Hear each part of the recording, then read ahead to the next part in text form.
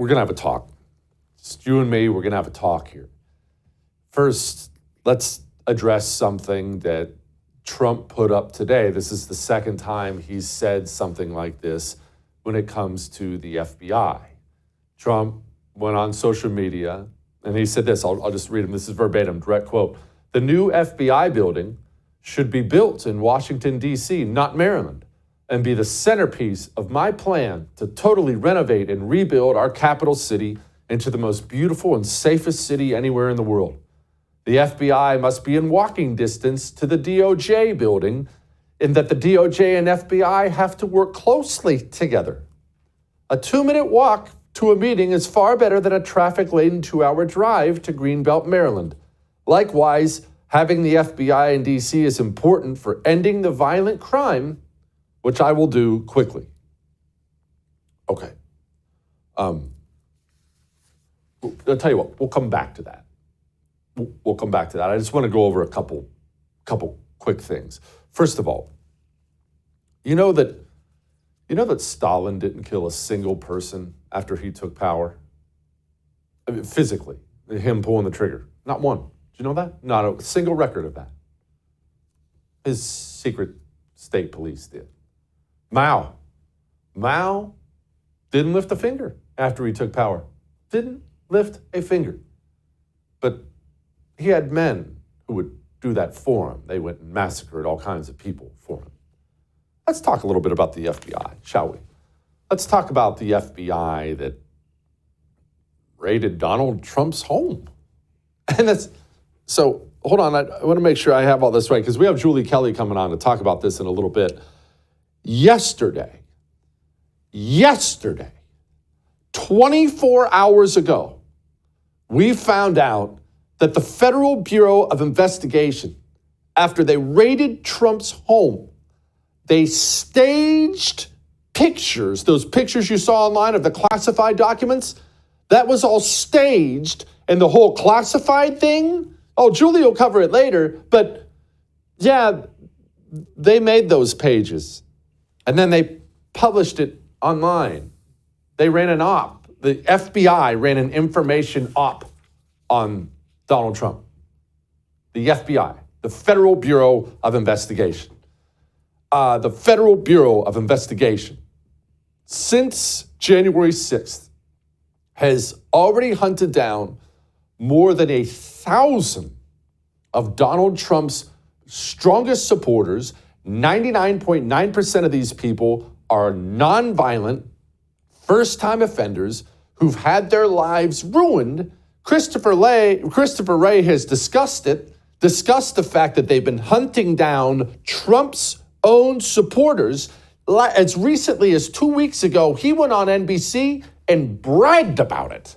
Let me ask you about January 6th. Are you still pursuing January 6 cases?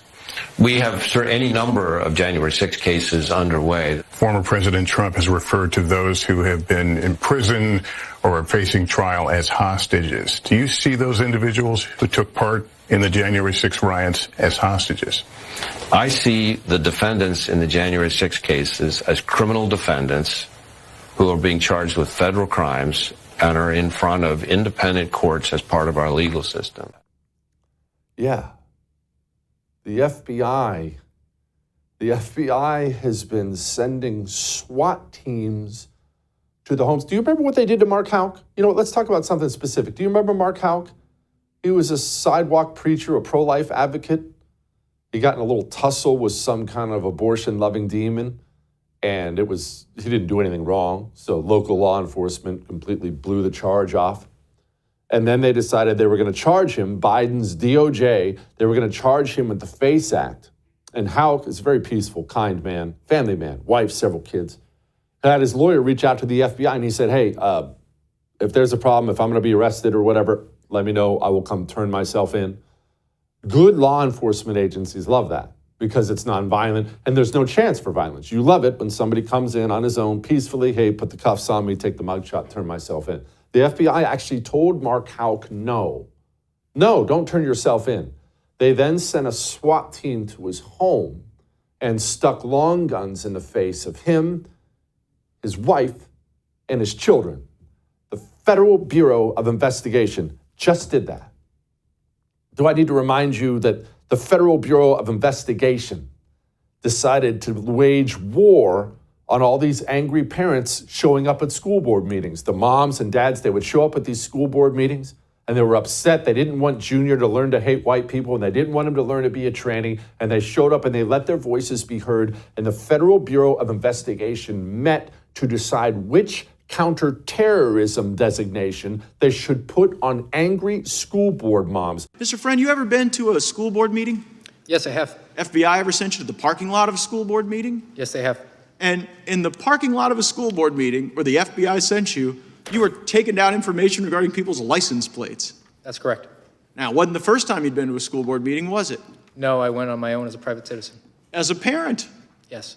And so there you were. It must have been quite an interesting perspective. There you were taking down the information of people, parents attending school board meetings on behest of the FBI, and you had been one of those parents at a school board meeting.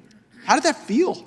Well, after I attended privately, my colleagues teased me that they were probably going to start investigating me. Yeah. Do you remember the 2020 election?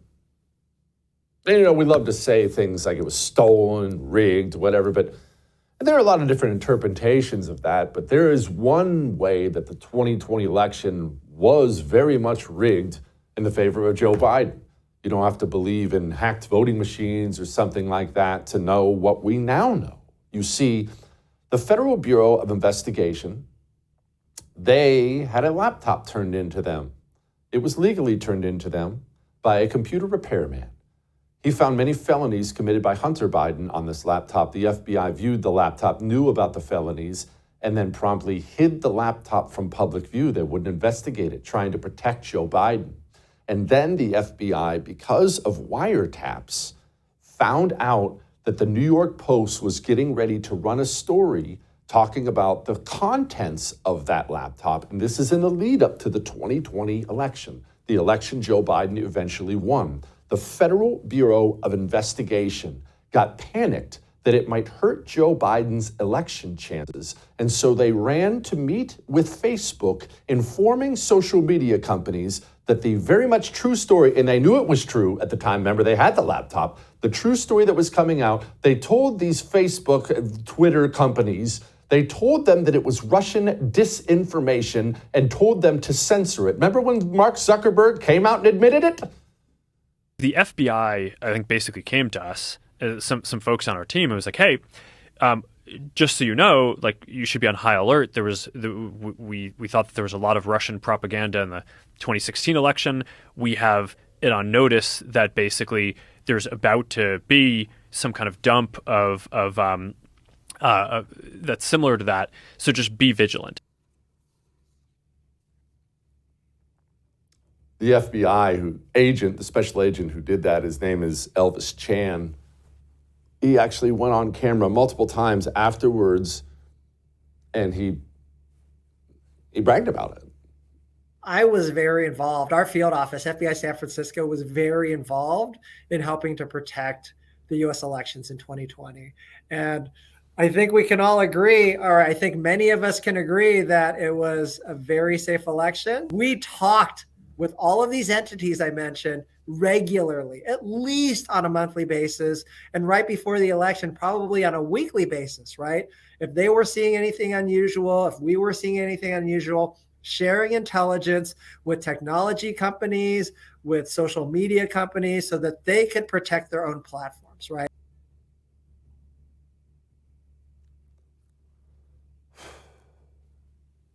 The new FBI building should be built in Washington, D.C., not Maryland, and be the centerpiece. He wants it to be the centerpiece of my plan to totally renovate and rebuild our capital city. It is the most beautiful, safest in the world. The FBI must be in walking distance to the DOJ. All this was coordinated with the FBI and DOJ. Trump wants them closer together. This is unacceptable. I don't give a crap how offended you are right now. I don't give a crap if this upsets you.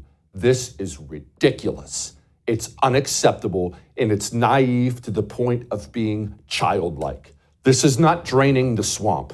This is ensuring more mud, more muck, more filth comes into the swamp. And I don't know what kind of crap is going on over there in the Trump campaign, but you can count me out if this is what I get. If I get more abortion, more vaccine salesmen, new FBI building, then tell me why I should give a crap who wins this November. What do I get? Do I get savings, money savings, spending savings? Not a dime. He spent more than Obama. What do I get?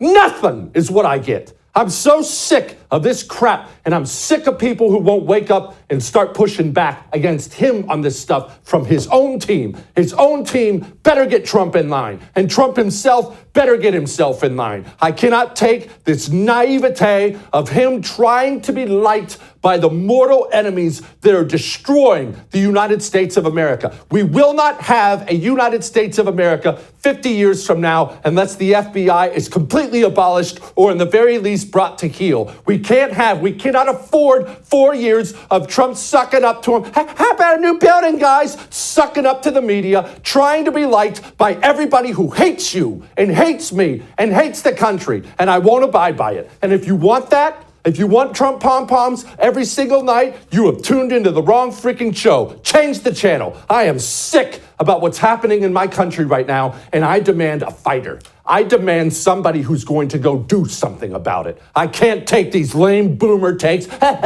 FBI, oh, freaking gag me. Gosh. All that may have made you uncomfortable, but I am right.